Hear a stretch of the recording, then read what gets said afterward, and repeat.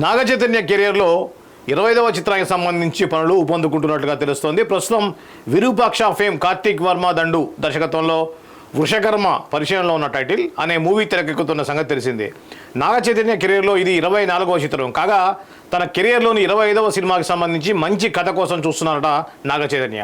ఒక దశలో కిషోర్ అనే ఓ కొత్త దర్శకుడి కథకు ఈ హీరో ఓకే చెప్పారని, ఆ కథతో తెరకెక్కేదే నాగార్జున కెరీర్లో 25వ మైలురాయి చిత్రం అవుతుందనే ప్రచారం సాగింది. కానీ తనకు మజిలీ వంటి హిట్ ఫిలిం ఇచ్చిన శివ నిర్వాణతో 25వ సినిమా చేయాలనే ఆలోచనలో ఉన్నారట నాగ చైతన్య.